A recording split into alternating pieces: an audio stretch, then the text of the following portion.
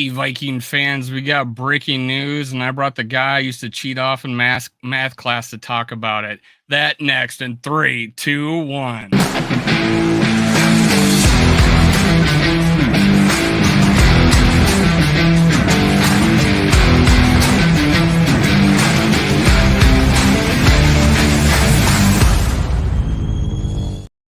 Gather around, SKOL brothers and sisters. This is SKOL World, brought to you by Minnesota Sports Talk. I'm your host, Dave. You can follow me on Twitter, TikTok, and Facebook at SKOL World. We got Luke Braun from Locked On Vikings. Luke, tell them where they can find you. Tell them how you became a Viking fan, all that good stuff. Sure. You can find me on the Locked On Vikings podcast. You can find that wherever you find your favorite shows, including YouTube, even Amazon Fire and Roku. Locked On Minnesota Sports app. I'm also on Twitter at Luke Braun NFL. I was born in Minnesota, grew up a Vikings fan. I loved the Vikings before I could walk. I moved out to California 12 years ago for college, have been living out here ever since, but have remained a diehard, loyal Vikings fan. I'm glad to have you. I know we got some California guys out there. I think SK from the Purple Code is out that way. And did you see the who was it? Oh, the guy from Arizona that won those that plane ticket? Yeah, like Southwest. Yeah. I brought him on my show. It was an awesome story. Yeah, good for him. There's a lot of and I brought out Big Mo Co, who does a rap video, and I don't know if you've ever seen him, but he does a rap video for every game, and he did like 18. Wow. And barely anybody's seen him, so go check it out. Big Mo COO, and he's got a YouTube, and he's also on Twitter and Instagram, and he does a video and a song for each game we played this year. It's pretty cool. But hey, I do have a big question, man, and you got to answer this. How much trouble did you get in for letting all those people in high school cheat off you in math class? Well, here's the deal. I always had plausible deniability. So that's true.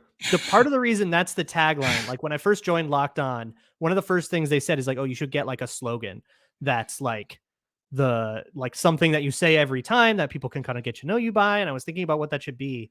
And I wanted the show to be something that's like, okay, I'm in class with you, right? I'm not saying I'm the teacher. I'm also a student. I'm learning, but you can learn along with me and you can copy my work, right? Like you can ride my coattails basically, if you want to know more. And I always thought that was appropriate. And then I was like, wait, that's what I did in school. Cause people would, like, there absolutely people can testify to this that cheated off of me, and I always knew that they would, but I would make sure that I didn't like actively notice, so I could be like, oh, I didn't notice if he was doing that. Oh, I just so left people my got homework caught right here. Yeah, I'm no snitch. I'm no snitch. I'm no snitch. I'm no snitch. Let me give a shout out to Bandito. Thanks for showing up. This was just a coincidence, Minnesota Charlie. I had 2 shows booked for tonight, and just so happens the news broke right before this. We're going to talk about in a second. SKOL Dave and Luke. Hey, we're together. I made it look like we were going to battle. I put Locked On versus SKOL World. Locked On Vikings Sports Talk. Yes, we do. And I have your I think your Twitter, which is very informative. I just made up a word because I do that. I might have cheated off you in English class too. And here, crown you the great Luke Braun. You're pretty known on Twitter. You're pretty known on YouTube for being analytical. Hi, everyone. You're pretty informative on Twitter. In fact, I think you won a bunch of rewards with or close, or were nominated for a bunch of awards from who was it? Is that Dustin's thing? Dustin Baker. Yeah, I saw that. I like Luke is in every one of these. Well, thank you everybody for your support. I appreciate it. Means the world. All right. So the latest news that we are going a different direction, and Ed Donatell's not going to be our defensive coordinator. I believe it's obviously the first step, and there's going to be accountability all over that defense. What are your thoughts about this? Right move, bad move, another chance. What were your thoughts behind this? I agree with you that I don't think this is it. I don't think they're going to say, all right, we replaced Ed Donatell. That was the problem. And then they run it back. I think there's way more that needs to happen.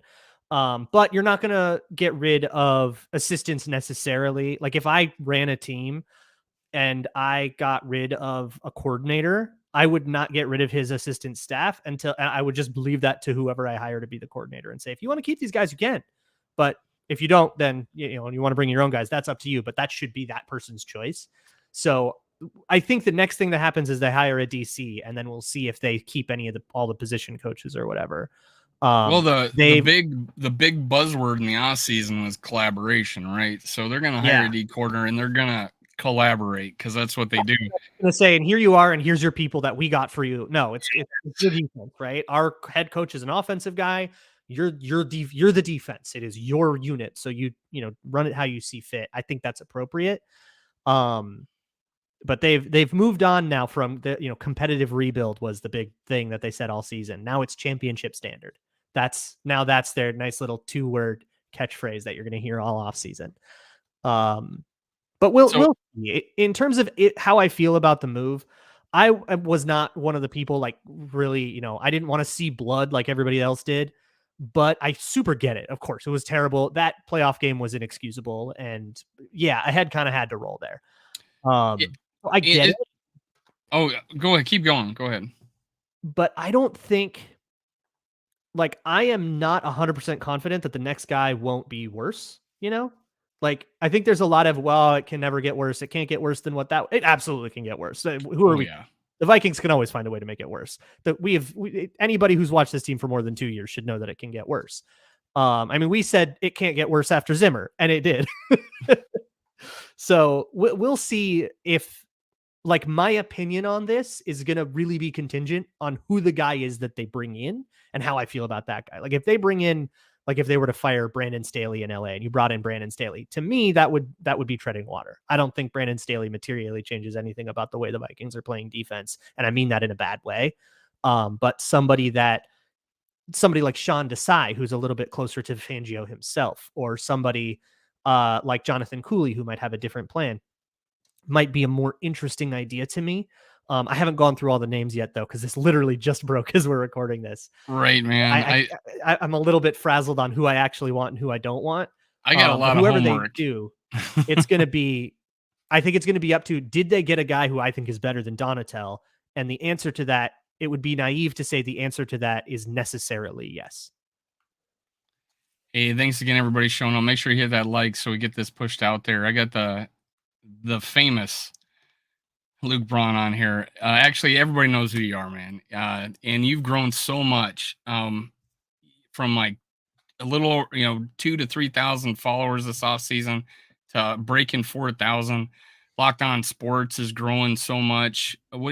How do you feel about the direction of Locked On Sports and where it's going? It's insane. Like, it's one of those things that I don't really, like, I haven't really sat down and like thought about. Before football, I spent a lot of my time working for like YouTube channels. So I'm pretty well exposed to the world of like people with big old platforms that are just kind of like guys in front of their computer, but there's like this big anonymous audience, but it's never been my audience. And it is insane how much Locked On has grown since I joined in 2018. And I mean, we got to the Super Bowl last year. We had a whole big thing. If you watch any Super Bowl interviews last year, you can probably see our big green back thing in the background of the shot at Radio Row. Awesome. It was super cool, unbelievably cool experience there to go kind of rub elbows with everybody. There's that, and then just the way that the show has grown over time, and how many people listen to what I have to say every morning about the Vikings in their car on the way to work or whatever is insane. It's really crazy to think about. And I could not be more grateful to everybody who listens, and to David Locke in particular, who's the one who brought me in to Locked On, started Locked On, to Ross Jackson, who I do Locked On NFL with on Tuesdays. And he's also the channel supervisor for all the NFL shows. And he has been a really big influence on me and a mentor to me. There's too much thank you to go around. It's really great. So when did you first start? I think like week 14, 2018. The story, it was whenever John DeFilippo got fired, because I actually came in and I like caped really hard for him in my very first episode. And then literally the day it came out was the day he got fired. So you were defending him and like keep him, and then Yeah, he I got was like, fired. give him, come on. It's like, it's his first year. Give him a chance. Like, this is a whole new thing. And kind of the same stuff I said about Donatello. And I really believe in patience when it comes to coaching, but he got canned right away. I think I don't know when I ran out of patience this year. I don't know. Gosh, I mean, I was getting really frustrated. And then we played Miami, and they had 17 drives, and Mhm. we were, the defense, and we had 11 3 and outs that game. And I'm like, okay, the defense actually probably kept us in this game, even though they had over 400 yards, but they had 17 drives. So and then they had a stretch of 3 games, and I'm like, okay. And then they caused some turnovers, and they were a big part of the wins. And then Mhm. the wheels fell off, I felt. How much is there a possibility? Like, I brought this point up earlier. If we stay in a 3-4, Daniil Hunter doesn't have as much value as a 3-4 outside linebacker that we should potentially look to move him if we're going to stay in a 3-4. However, So I'm like, if we switch to a 4-3, he's got a lot of value. And now our D tackles that are playing out of position are now regular D tackles again. And then we got Wanham and Jones. And now I feel like our defensive line may be solved. And then we could worry about the other positions. Do you think we have an opportunity? And then, of course, we go 4-3, and then Zadarius Smith's out. But do we think we have a path back to 3-4 or 4-3? Or do you think we're going to they've find a already guy said that that does they're a not going to do 3-4? that. They said in the press conference on Wednesday that everybody thought was going to be the announcement that Donatello is fired. They were asked about that, and Kevin O'Connell said that he's not changing the scheme. So they're going to stay in this 3-4 thing. And he also kind of downplayed the difference because you're only in that base like probably 20% of the time. And then everybody's nickel, whether it's a 3-4 or a 4-3 defense, everybody's nickel package is 4-2-5. So it's like kind of whatever. But to your point, the way that this defense constructs its fronts, yeah, it had Daniil Hunter rushing from a 2-point stance and even on the occasion backing into coverage, and it's more of a Zadarius Smith role. That said, Daniil Hunter put up 76 pressures, and that it was like a top 10 number in the league. Like, people didn't notice, and I think that's kind of insane. And I think it's probably because the coverage was so bad, the quarterback could get the ball out quickly. Daniil Hunter made it so it had to be quick. But he also got had a double-digit sack season. Like, people think that this was like he totally disappeared off the face of the planet, Oh, and I think it's because we're used to him getting like 25 sacks. But like, he had a great year I by had anyone I else's had his standards. stats loaded up every pregame. I know people were talking down on Daniil Hunter. I'm like, he's been so close to getting that quarterback all season. My only Right. worry was that there was a situations, and this might even be for like Zadarius Smith. Like, I'm on St. That 20% is oftentimes where I'm worried about, because all of a sudden they go no huddle, and Zadarius Smith is on Amon St. Brown in the slot. And I'm like, that's a lot. And sure enough, easy 15-yard pass. First down. That's against the Lions. And that's why I just kind of worried about. We're just not used to being a 3-4, right? Us as fans, we're Well, not used it's to new, being a yeah. 3-4. Yeah. And the players aren't either. They were Yeah. learning it newly, which is Yeah. I kind of the excuse I made for Donatel. Now he could have done a better job teaching, and I think that's ultimately what did him in. That even in the first year, you expect it to be better than whatever that happened. Like, by the playoffs, they were busting coverages like it was the preseason. I mean, that was unacceptable. Yeah. One of the points I Yeah. asked our previous guests on the show before at 10,000 takes, I brought up the fact that what would you, and I'll ask you the same question. How much do you think it was the players or the scheme being taught, because the players were not playing fast? Everybody's saying it was their age, it was their age, or his age. I mean, a 30-year-old player that, or even a 33-year-old player that went to the Pro Bowl last year was looking slow in a defense. How much was it them not playing fast because of the confusion and the way the scheme It's is super taught? that, And yeah. what do you think? I think it's super that. I do think like it's hard to know because really, especially if you're just watching on TV, you'll see Eric Kendrick show up late to something and you go, he must have been running slow. But really, it's that he broke a step late because he was reading. Same with Bynum and Harrison Smith. That is what I saw more often than stuff. I think Harrison Smith looked a little bit slower, like just like step to step. Patrick Peterson, a little bit slower. Those guys are, 33, 34. That's real old for a defensive back. But for the other guys, and Jordan Hicks just is a slow player. He's just more of a big type guy. He's more of an Anthony Barr than a Brian Asamoah, so he just was slow. And that was really, really harshly exploited, which not being able to solve that problem as things went on, like not being able to put Jordan Hicks in situations where he didn't have to go from like the weak side hash mark to the strong side numbers to tackle Saquon Barkley, that you shouldn't be caught in that situation as much as the Vikings were.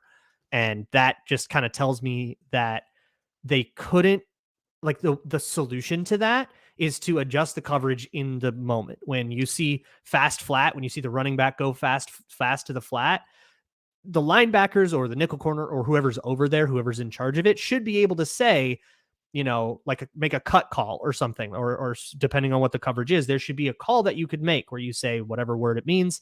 And now that changes who is in charge of Saquon Barkley, so you can get someone who's in a better place. The Vikings just couldn't, they screwed that up. I'm telling you, like every freaking time. I didn't see them do it successfully till the Colts game. It was disgusting. It was awful. And high school defenses do that stuff. You should be able to teach your players how to do that stuff. And the fact that you had all those veterans and you couldn't teach it, that's what gets the guy fired. Yeah, absolutely. And then, also in saying that, I think you're going to like what we're going to put out there on the field. And I think I saw that. That was a death knell. That did not instill confidence with me, Luke. That did not instill confidence with me. If anything, it made it even worse for me. But it might have put the nail in the coffin because he said that. Who knows? But I think you saw the same thing I did. There's in this last game, there's Kendricks. And then there's two guys crossing him, and Saquon and Barkley's going to the outside. They throw it to him. He goes for 15, 20 yards. It's like he's got to pick his poison. How is that? How are we in a situation where Kendrick's having to make a choice between two people, and one's going to be open? I don't know. And It was multiple times in that game. And I'm like, something's got to get fixed. What's the keys to this D right here? And when they do that, what's the key? So I know you talked to. They changed from their kind of soft split safety zone, which is what they did all the way up through that Lions game, where then O'Connell like refused to say if he wasn't gonna. I think he had decided to fire Ed Donatell then and there, honestly, and he was just being respectful and not saying it. But up through that game, he was like, yeah, we got to make a change, right? And then they came out for the Colts game and they did man coverage. Tom Pelissero said it before the game, and they said, we're going to do man coverage. We're going to do, we're going to put our corners on the field boundary. We're going to have them stick to field boundaries so that we can play cover one man coverage. Cover one has one middle player, and that player was Kendricks on the play that you're talking about. And if you have two crossing routes that cross in the middle, yeah, he just kind of has to pick one and take it. But also, you should have two guys trailing that in man coverage, trailing that crosser. And it takes a while for those guys to clear that lurk linebacker. And the pressure also didn't get home. The pass rush was really bad in that game too. So it takes a lot of people to screw up. Like, it's never one guy. When you have problems as bad as the Vikings were, there isn't one guy you can point at and be like, he's the problem. Get him out of there. And now we're fixed. And that's why I think I think we will lose some players that have been here for a while. And I don't think we're done losing staff members for the offseason either. Hey, Luke, if you're needing some extra cash, the Vikings might be needing some analytic work in the defensive side of the ball. So I think this was funny. Dave Michelson, I believe Donatell was speaking of the Giants with that statement that you're going to like this defense. And for real. And I think it was brought up, and Darren Wolfson brought it up on 10,000 Takes that Daniel Jones probably should send a thank you card to the Minnesota Vikings for making him look so good in 2 games to boost up his paycheck coming up here. How much do you think was Daniel Jones's talent, and how much do you think was our Vikings defense the 2 games that we played? Do you think he's a legitimate quarterback in this league? We screwed up our contain, but it takes you have to have a certain skill set to be able to punish that. And that's what Daniel Jones is. I mean, part of on offense, And I guess like on defense too, I guess this is just a principle of football. Being good doesn't mean just making it impossible for the other team. It's making it hard enough for the other team where they can't do it, and making them rise to an occasion they can't rise to. And for Daniel Jones, the occasion we couldn't rise to was be disciplined in the way that you pass rush so that you can keep contain on the quarterback. That's a skill. That's not a strategy. Which we kind of did better in the first game, where he didn't run very much in the first game. He ran a little, but we did a better job. And mobile quarterbacks have been killing this defense for a while. It's something that Danielle Hunter in particular is really bad at, and it's worth it for sure for his pass rushing ability. But since Danielle Hunter's been a starter, that's been a struggle, and it's a way that he's been able to get punished. But yeah, if you're somebody like Daniel Jones who can get the ball out quickly and who can run if he has to, yep, that pretty much ruins everything we can do on defense. Now, you brought up something. You're a big cap guy. Pretty much, right? You're a big cap guy. Sure. You talk about it quite a bit. I want people to understand it. Yeah, and I think people don't. And they're like, you brought it up in one of your shows recently. I think it might have been yesterday or today. I forget which one it was. I don't know when it was posted. Wednesday. But you worked it out to where, hey, it's scary. We got 24 million in the red. Here's how the Vikings could bring it down. And you mentioned a few players. Can you talk about that a little bit? You don't have to go into the whole thing because you did a whole show on it. It's a big long But can you give us a little taste? And guys, if you have a chance, go watch that video. Go and give us a little taste. There's also an article at Zone Coverage. Oh, yeah, I read that if you'd too. rather read it. Yeah, it's the same thing. So listen or read, your call. But basically, the article was meant to lay out options, and then I had my verdict of what I would do, but it's really, okay, here's the options. Like, for example, with Eric Kendricks, kind of every option is on the table. You could cut him, you save $9.5 million. You could do nothing, and I did nothing in my simulation because I didn't need that 9.5. I found the money elsewhere. Or if you wanted to, you could get that cap hit down and keep him on the roster if you wanted to extend him. And then we're talking about Eric Kendricks retires a Viking. Maybe you want that. All of it's viable. For me, I made 3, I guess I wouldn't even call them cap casualties because I think they were always going to be on their way out. CJ Ham, a fullback is just kind of an unnecessary. It's the appendix of this offense. You just don't need it. My co-host on the show that was right before this went to high school, CJ Ham. He probably don't like. Oh, really? No, I love CJ Ham. I don't want to see him cut like as a fan, but I think he's realistic. But yeah, he is because CJ Ham is such a good person and all this. I adore him. The Viking for life. The fullback is just a dying breed of position, and especially with where our head coach is coming from offensively. But now that I'm saying that, Jamie, we're apologizing for getting rid of CJ Ham. Augustana University. I'm from South Dakota. Augustana University, but he went to high school in Minnesota. But keep going, man. You're on a roll. And then Jordan Hicks, who I think slowly got replaced by Brian Asamoah, and I do think he would have been benched in that Giants game if Asamoah doesn't get concussed. I think he also has a big option in his contract that kicks in like March 20th. That guarantees a bunch of salary. And to me, that's a signal that says, okay, the team wanted to reassess. Says, we'll give you this guaranteed money, but we're going to think about it a little bit. And if they're intending to think about it, I don't think they're keeping him. And then I also cut Dalvin Cook, but I was way more on the fence about that. And you absolutely don't have to cut Dalvin Cook, but I did just kind of in the way of let's reset that running back room. You got Cook, who's been hurt and availability and all that stuff, and he'll be $14 million next year. And Madison is a pending free agent as well. How about those guys can go both hit the market, and we'll draft somebody in the 5th round, go with Wangu, go with Raheem Mostert in free agency or whatever. A lot of different directions you can go that I think are more efficient. Now, one of the things you're bringing up here is, keeping Kendricks, and I think Rich 1277P does not agree with you. Let's see what else. I don't know why you don't use Ham like a Debo Samuel. True. He's down right. CJ Ham in the Debo role. Love it. But yeah, I mean, CJ Ham's a good football player. We know that. He's a good football player. And he's got to find a spot, and whether or not he's going to be, fit into our cap. But the thing with the linebacker, we can't get rid of all of our linebackers. We got to have some next year, right? Oh, you'll have Asamoah. He'll start next year. Right. They love him. But we need it. So not getting rid of Kendricks is part of that thing where you can't get rid of We got to all our replace brothers. him for sure. You got to replace him. But the idea is if you cut Kendricks, save $9.5 million, and then you sign his replacement for $5 million, and that guy plays okay because he knows the Fangio system and he's not reading as hard as Kendricks, you maybe got better and cheaper. And that would be the idea there. I didn't do it in my sim, but yeah, Rich, that's totally valid. Go for it. That would be your alternative. Yeah, that's an absolutely valid strategy. I wouldn't be surprised to see the Vikings do it at all. Yeah, because the way Kendricks isn't playing up, his production isn't not playing up to. There's a lot of guys on our team that are not playing up to their the cost of their contract, and it seems like players often get rewarded for their past performance, and and contracts get pushed along. And you mentioned Dalvin Cook.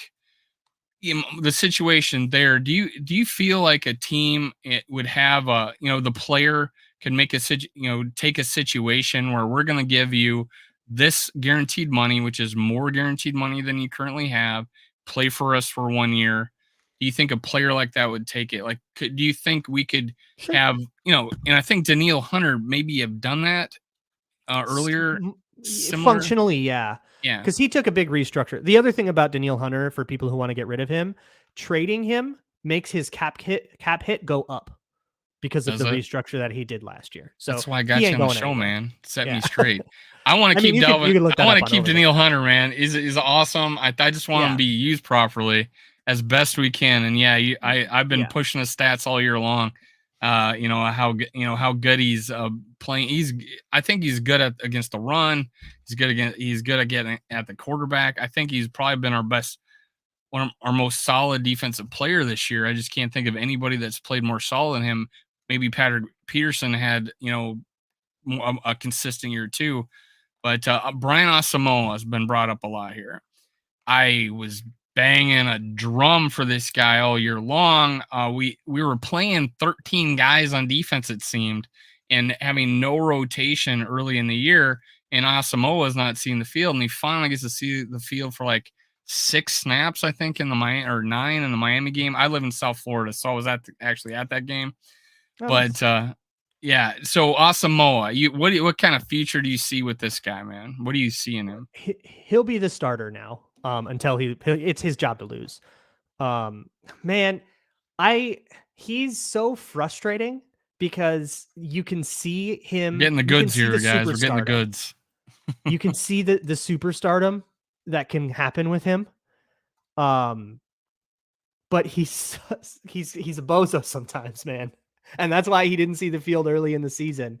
He is in the wrong place or the right place, but either way, he is there 1,000,000%.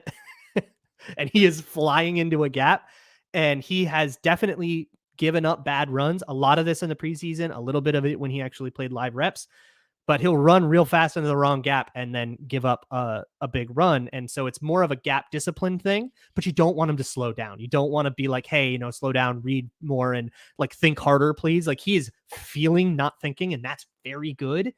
But he's just got to get a little bit more used to it and a little bit more comfortable with the reads so that he can feel it and be right. Yeah, that's where Asamoah is. That's why he didn't see the field for a lot this season. Definitely some super bozo things and some just like, bro, where are you going kind of stuff. But then some awesome plays too. And as he gets more experienced, you hope that the bro, what are you doing plays go down because he's not a rookie anymore. Duke Shelley came out a diamond in the rough for us. I'd say I think most people would agree. We picked him off a practice squad. I guess they were trying to force him into the nickel at the Bears. He played outside for us and did well. And he shined against the Buffalo. He shined on one play against the Buffalo game and became a household name, at least for Vikings fans, of breaking up a pass. Of the year. Yeah, and he's played well ever since we picked him up, and he's a free agent. What do you think the Vikings do with him? Well, he's a pending free agent, so they'll have to negotiate with him. If I had to guess, I would say 1-year deal, come into camp. Let's see what happens. As you know as well as I do that corners who play away, like, we felt this way about Cameron Dantzler after 2020, and then he lost his job to Bashad Breeland the next year. Come into camp. Yeah. Come into camp. We'll see what happens, right? Give me a 1-year deal. And I love him as part of the room. I don't love him as an anointed starter. I think we saw that in the Giants game too. Just a little too slow, a little too small. And that's just always going to limit his ceiling. But as a backup cornerback, I absolutely love it. So let's bring him in. And if you draft someone or if you want to get Andrew Booth involved, he becomes the guy you have to beat to win the job.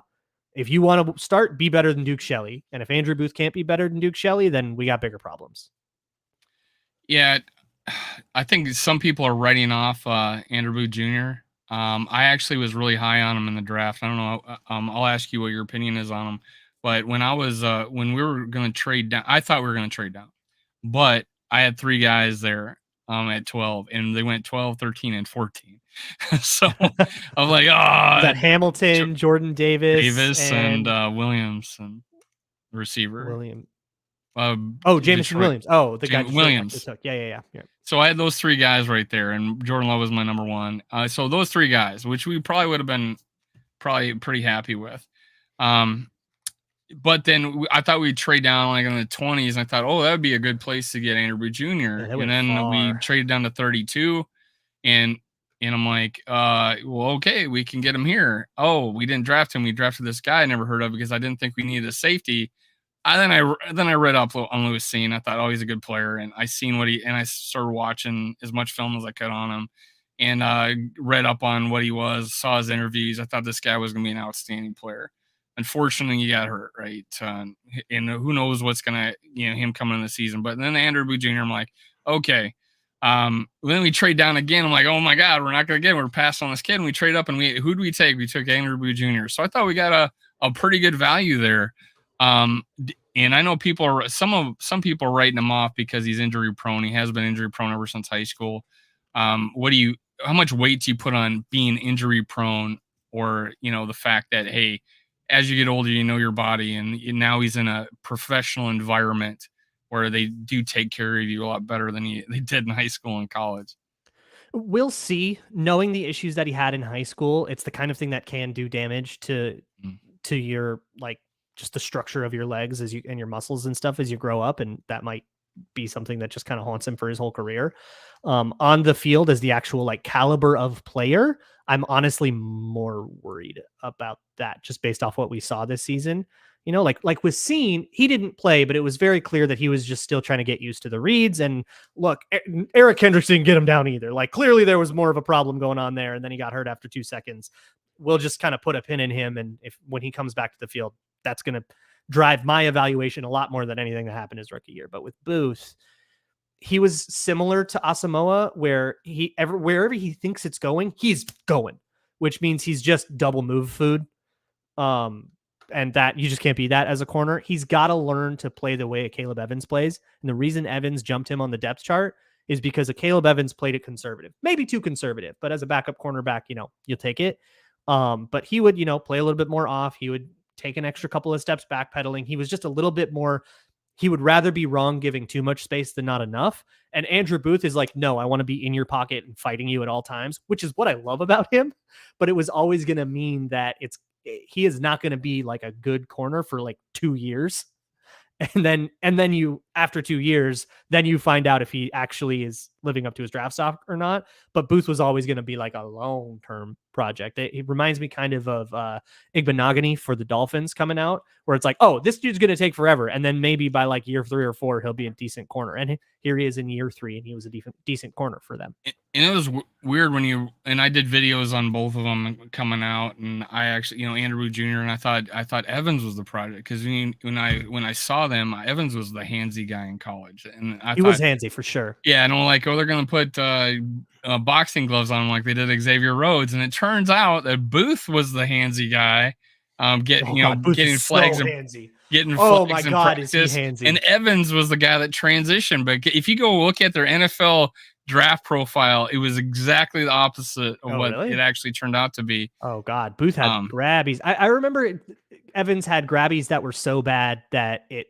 sank him probably 2 rounds, but it was just grabbies for him. Like, that was kind of it was a really bad glaring problem, but it was only that. So it's like, okay, if you could fix the grabbies, you've actually kind of got a reasonable dude here. But with Booth, it was grabbies and it was getting to the ball too early and it was playing over aggressive and it was hitting too hard and he got in a fist fight once. And it's like, this dude just has no discipline. He's got all dog. And I love that. Like, absolutely. I will take a total dog that has no discipline, but you do have to give him discipline to get him on the field. So Rich here talks about drafting the talking about the Gopher, center, but I just want to use this because we have a center that most likely is not going to be on this team next year. I think he's probably done well enough that someone's going to take a chance on him for the 1 year that he played.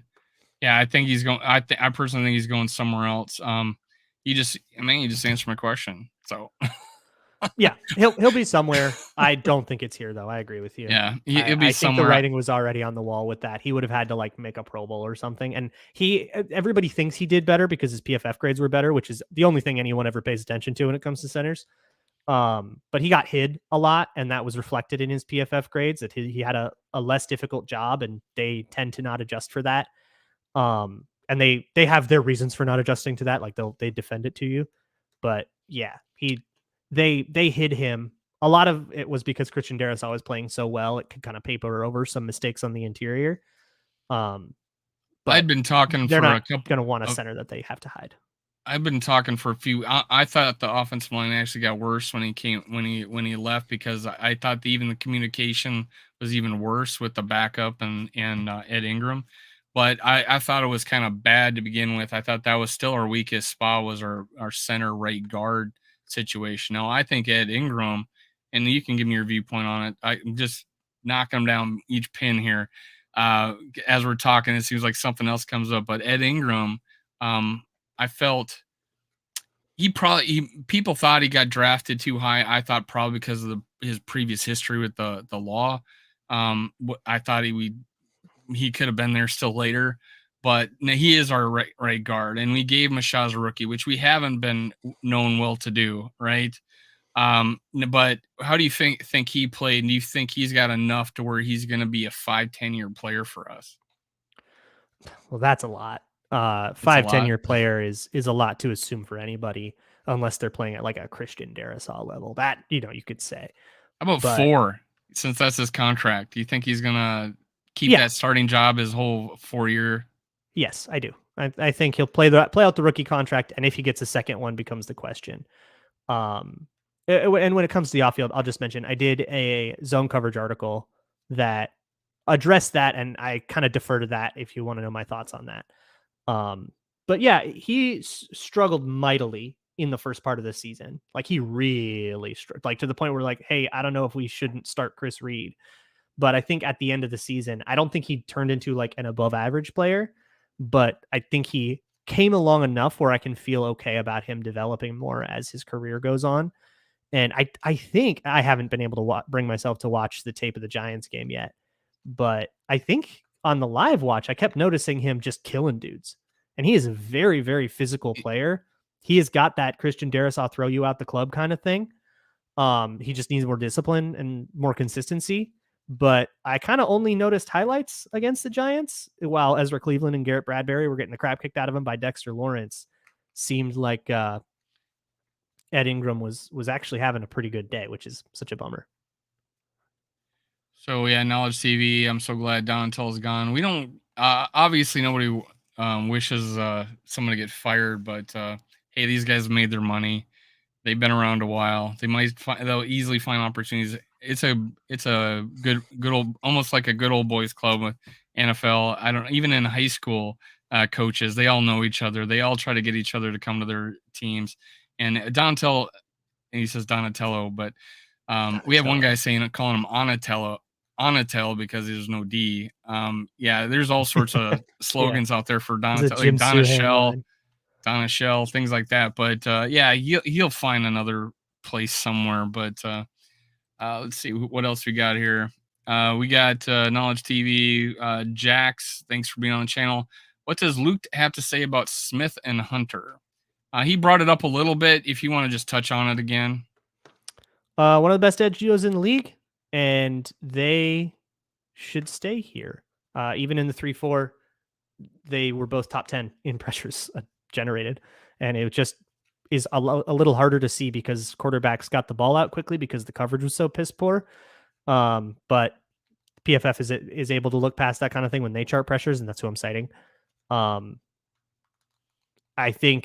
do think they will both be back next year, Jax. Danielle Hunter kind of has to be. The way his contract is, it's really hard to cut or trade, and it would be really inefficient to do that. And why would you? And Zadarius Smith, the season he had as well, you could save a lot of money by cutting him if you wanted to. But I think they were only going to do that in the instance that his back didn't hold up, and he did have a knee thing that bugged him all year, but he played through that, and his back did hold up. So I think we're kind of past that, and let all of Zadarius Smith's bonuses vest, and let's bring back the edge department, I say. And I think Danielle Hunter is fended off those critics of whether or not I don't know if you saw the same tweets and messages. He's only played 7 games in 2 years. Well, that's because he was hurt the entire year, and then he played 7 games. That was so dumb. Completely different injury. If he gets hurt in week 16, you're not saying that. Yeah. So he played the entire year. And another guy, Dalvin Cook, it's his first year of playing every game. And all of a sudden we want to put him out to pasture. Now I felt, and this was just my opinion, is that I felt like he did go down a little bit easier than in past years. And he was not a short yardage back. Like, he was not the guy. And we tried to give him the ball on 3rd and short or 4th and short. And it was a little bit of a struggle. I thought Madison actually did better in those situations.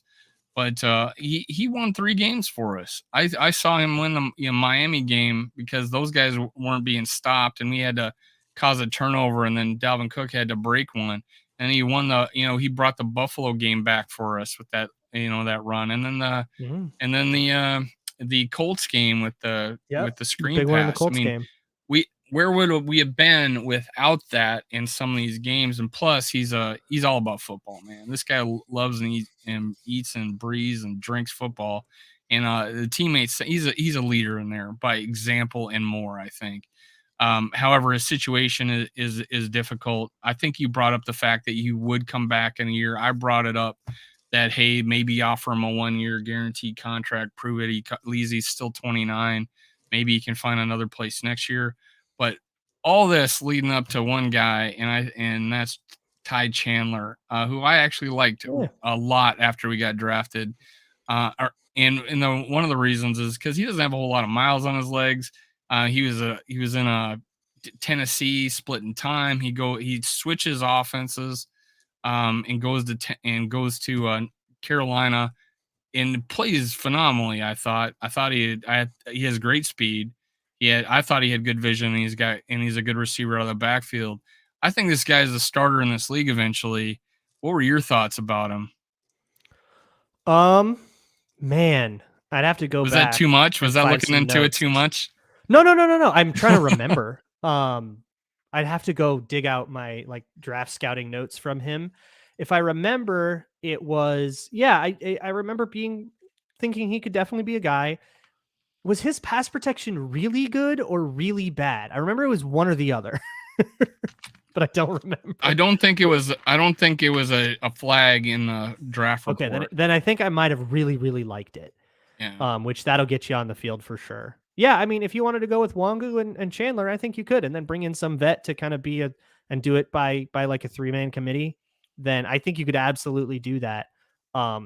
Or if you wanted to keep Dalvin Cook around and keep doing that, there's definitely an argument to be made there. But yeah, you probably would want to do something with that contract, which you absolutely can. And there's no limit to the amount of contracts you can figure out and redo, right? That's just Rob Brzezinski sitting in his office cooking.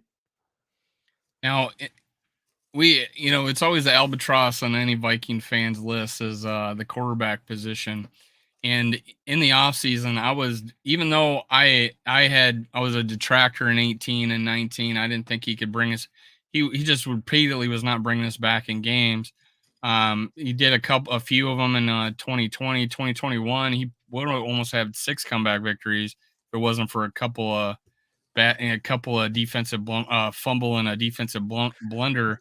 He would have had 6 fourth quarter comebacks, but this year he had 8, and he's proven to me that he can bring us back in games. Unfortunately, the last game, 4th and 8, he throws for 3 yards. But he played stellar I thought the whole game there was I'm not going to blame him on that second to last drive because we ran a swing pass and we dusted off the tight end screen on the second play of that, and so we were 3rd and 12 on that second to last drive. But a lot of people are still. I had my co-host the other night say we need. He would be willing to cut him this year. No, I mean that wouldn't do anything. I had 2.5 hours. I had 2.5 hours. My ears bleeding. Listen to this. Sorry, sorry. If you want to get rid of him, you're trading him. I'm like trade. Okay, trade or cut. He has a no trade clause. You can work out whatever trade you want, but if Kirk Cousins doesn't say yes to it, then right. So he's going to be your quarterback this next year. Got his why would he ever upset the? You're not trading Cousins. The two options with Cousins are extend him or do nothing and let him play on a contract year. Those are the two reasonable options. Everything else is Madden fantasy. Yeah, and I think Darren Wolfson, he had said that he thought he had 2 years left on his contract. He's only got one, but he thought we'd be playing him that we'd have him for like 3 years. But do you see? I felt like the beginning of the season, if he played well, and then I thought during the season is that I think at worst they're gonna probably extend him 1 year because to show faith in your. That's what I would guess. Yeah, I think so too. No matter what you think of him, it's what the Vikings are gonna do, right? Yeah. Do you feel like predicting that's what they're and opining? There's a difference between what they should do and what they will do, right? If one is subjective and one is predicting. Yeah. So where I'm at on Kirk, and you know this if you've been listening to me, that I'm big Kirk hater since the day he signed. You can go find if you can find. It might be lost to the sands of time because I think there was a database breach or something on the old Purple PTSD podcasts with Joe Johnson and Joe Oberle. I was against him when he was a free agent at the Mall of America on Super Bowl weekend, people saying, I kind of like Minnesota. And I was like, no, not this guy. I've learned quite a bit. That was 5 years ago. I've learned quite a bit about ball since then. But still a big detractor. And here's what I'll say. Think about how you felt about that 4th and 8 at the end of the season and how dumb that was and checking down and all that, and how mad everybody is. That was every game in 2021. He'd do stuff like that. And to the point where we got used to it. And like when there's, like situational masters was the thing with Kevin O'Connell. And that was a failure of being a situational master. But think about how many times we've seen that in 2022. It has gone down so much.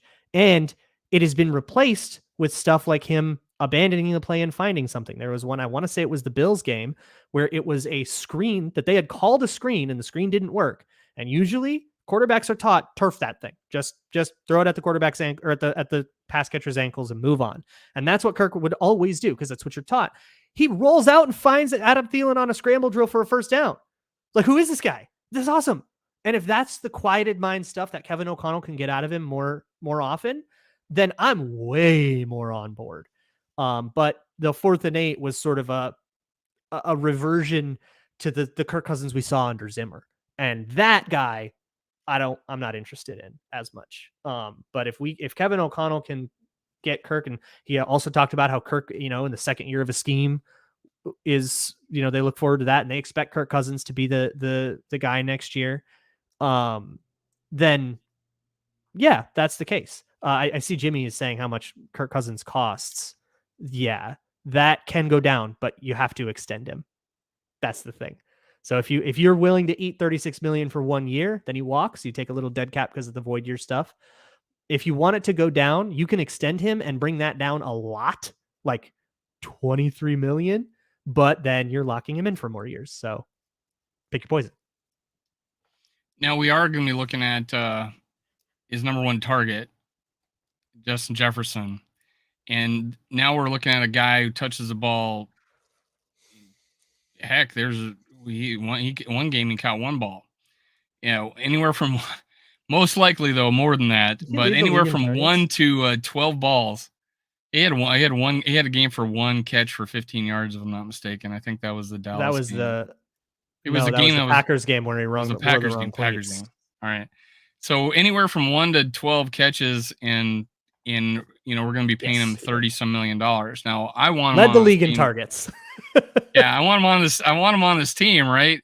And we're looking at a situation where we have $35 million quarterback, and I think 32 is probably low. Receiver, to touch. He's definitely a threat, and I love him, and I think he's the best receiver in the league right now. That's a third of our cap, right? For two players. If it gets to that, if we're simultaneously having, I know there is a cap of myth on this. If you pay everybody the same amount every year, but that's never how it works. Right. If you paid him a contract that was $32 million let me each year do this for 5 years, then tell me what the that's situation is. Like, they're going to extend Justin Jefferson. This is where I want you to help me out. It's okay, so Kirk might get extended, right? But Justin Jefferson signs a long-term contract, but he's got 2 years of this rookie contract. I know how it works in baseball a little easier than I do in football. How do you think it plays out with that contract? So I don't know the first thing about baseball contracts, so you'd have to help me out there. But the way it works out, I think, would be if he signs this year, which it sounds like that's going to be how this goes down. He will probably play on a fairly similar cap hit to what he has right now, which is whatever his rookie contract is. They'll pick up his 5th year option before they sign the deal. Just the way the NFL calendar works. So they'll pick up his 5th year option, and they probably will leave that 5th year option untouched. It'll just be a fully guaranteed year at whatever the average of the top 5 or the top 10 salaries, or however the 5th year option works. He'll play that out, and then the extension that he signs this offseason will kick in 2025. So he'll have a reasonable cap hit here for 23 and 24. And then the big money, 25, 26, 27, et cetera, however long you want to make that deal. And it's sort of a separate thing from Kirk Cousins, because by the time that money comes, like, if you don't extend Kirk Cousins, he's off the team by the time the Jefferson money hits.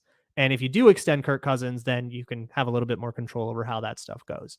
So that's the way that contract probably works out, where the big money won't. And that's the way Brzezinski does contracts all the time. The first 2 years are fairly low, and then year 3, year 4, year 5 is when the real money kicks in.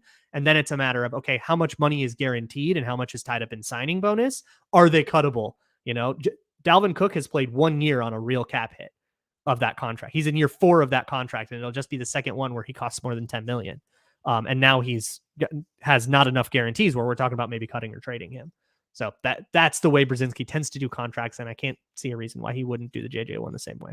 So I think a lot of people, when they think about it, it's like, okay, we're going to give him $30 million a year, and it'll start this year, right? 2023. No, that will not be the case. And in a lot of cases, when I'm talking about baseball situation, it's like all over the board. You never know, but they'll buy out rookie, because you got 7 years of, as a rookie, you could, it's most of the time it takes like 3 to 5 years to get to the league.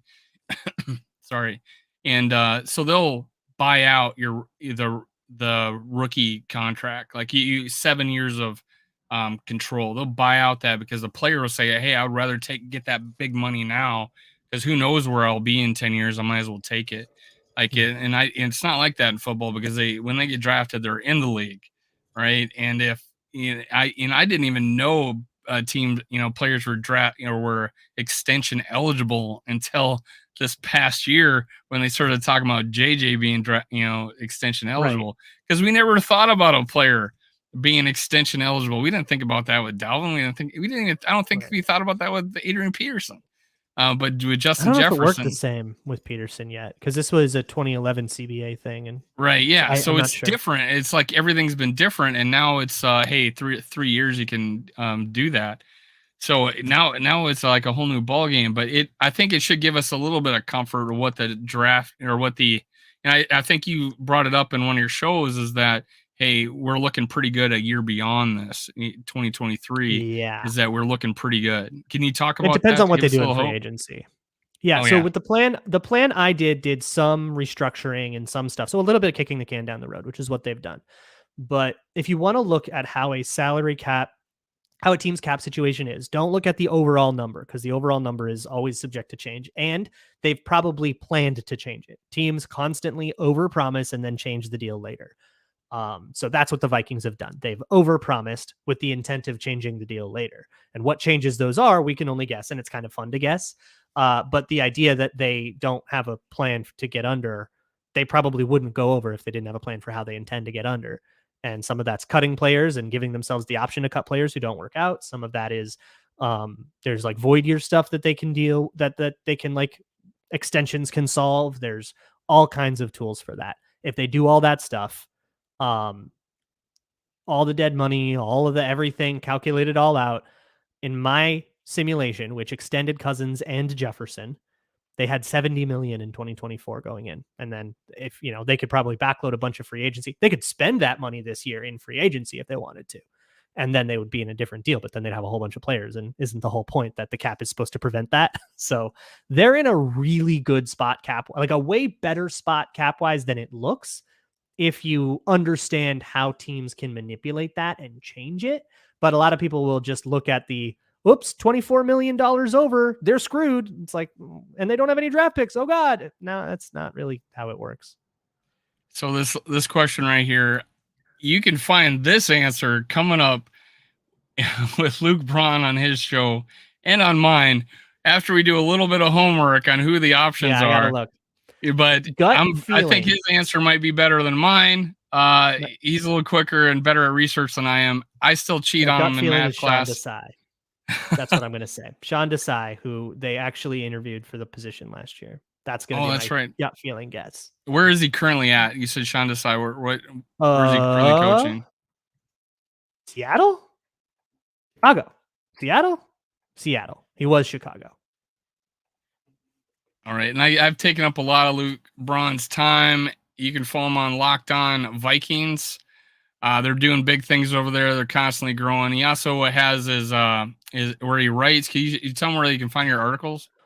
Well, I actually will not be writing in the off season. But you can find other content at patreon.com/Luke Braun NFL. I'm going to actually put a lot more. And that's where I got your photo for the thumbnail. I saw. So I love it. I figured if you're going to post that, I can post it. So that's probably my favorite picture of me that exists, because that was, if you watch the history documentary on Patreon, which is a 7-episode history of the Minnesota Vikings. If you want to go back to the old times in the offseason, go check it out.